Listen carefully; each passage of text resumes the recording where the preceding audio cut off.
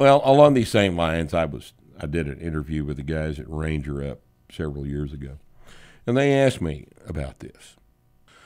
They were in basic agreement with me, and they asked me to come up with what I thought would be an alternative to the normal PT that is being done right now. And I, of course, told them strength training, and they said, well, how do you test that? How do you test to see basic competence? How do you test out of basic training to make sure that everyone has achieved a baseline level of strength? And I said, that's very easy, and here's the test I gave them. And I want you to think carefully about this, because this test solves lots and lots of problems. The first component of it would be a 2 times body weight deadlift for everybody in the service that goes through basic training. A 2 times body weight deadlift. Now, I'm talking about baseline level strength. A 2 times body weight deadlift is not a particularly astonishing, a strong deadlift. It's not a strong deadlift at all, but it's baseline. And if we can instill some habits into these kids as they're coming into basic training, that lifting weights is how you get strong. 2 times body weight deadlift is going to be a starting place for most people that are worth a damn coming into the military. But if we can get them to a 2 times body weight deadlift, now just think of this: a 165-pound kid coming into the military knows that he has to deadlift 330. Now, that's not particularly heavy for him, but the process of him going from no deadlift to 330, if that's the goal he has in his mind at a body weight of 165, what do you think his body weight's going to be at the end of 6 months of basic training? It'll be 200, won't it? Which is much more useful body weight for a soldier.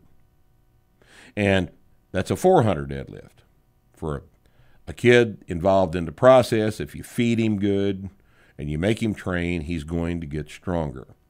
But a 2 times body weight deadlift is going to require that the kids in this position are trained for strength, that they are shown what to do, coached adequately, and that they are prepared to do the double body weight deadlift with other exercises besides just the ones on this test.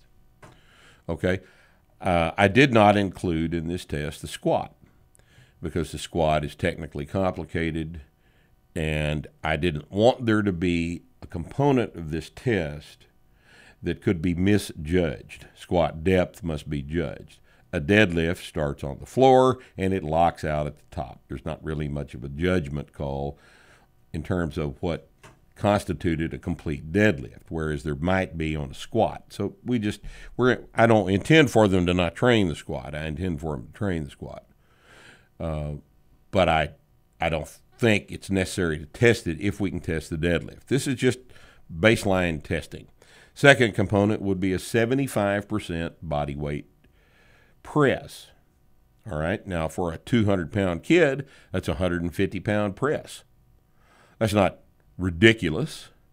That's not an impressive amount of strength, but it's certainly within the reach of every 22-year-old kid, 20-year-old kid, 18-year-old kid coming into the military. A 150-pound press at a body weight of 200 pounds makes him useful, doesn't it?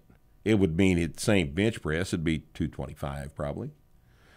But that balance between lower body and upper body strength in terms of these two tests is I feel, a real balanced way to make sure that nothing is getting left out. Okay? Now, the other two components of the test are interesting.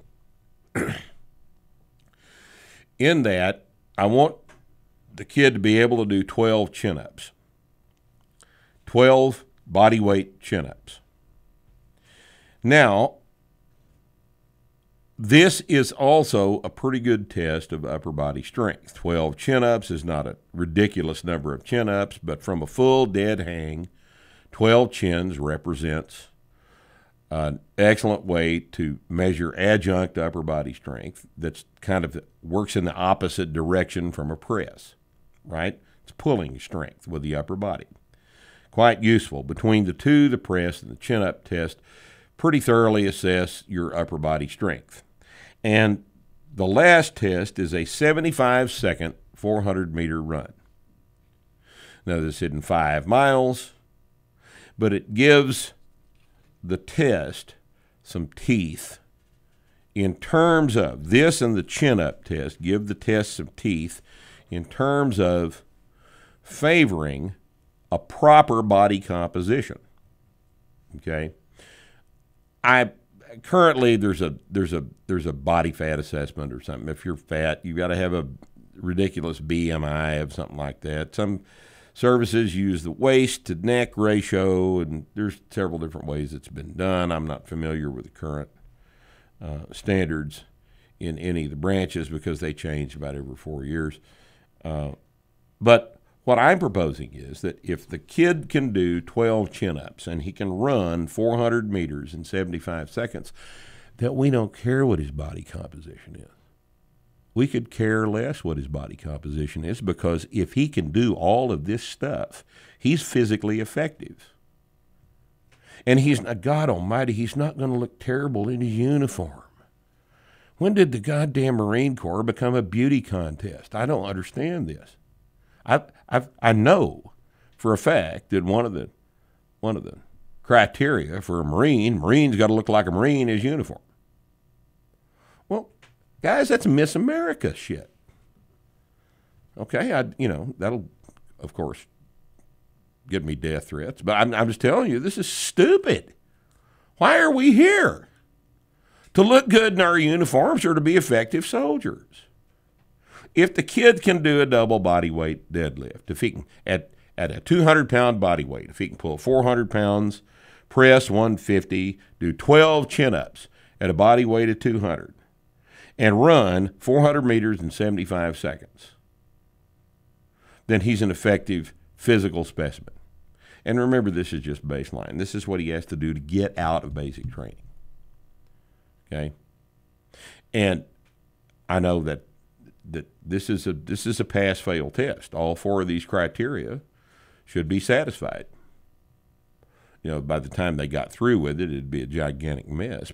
But if you treat this as just baseline pass-fail, and you make basic training head in that direction, it's going to be more effective in turning out combat-ready personnel than it is right now. And my God, I don't see how there's a logical argument against this. And if there isn't a logical argument against my proposal, I'd like to hear what it might be. It saves time. It's inexpensive. It's the best use of time for people coming in, for young men coming into the service. And this is not, you'll notice that I've said nothing about a women's test. If women can do this, and they ought to be able to do it, then they can do anything post-basic training that men can do. If they can't do this, well, they need to get to where they can. And if you've got to make special concessions for them to get them in, then I think we're talking at that point about a completely different problem, aren't we? Okay, so this thing is not physical sex dependent. This is what a person ought to be able to do.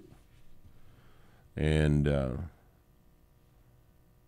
it's not going to exclude anybody that doesn't actually need to be excluded. If a guy can't do this at the end of 6 months, he doesn't get to play. If a girl doesn't do this at the end of 6 months, she doesn't get to play. We're not discriminating against anybody who cannot meet the standard. And the standards are there for a reason. This is a baseline amount of strength. It's easy to obtain with the proper training. If the military needs some help designing the proper training for this thing, I'm available. I'll do it free because this is important. This needs to be addressed. We're sending people into combat that are not physically ready to be in combat, and that has to stop.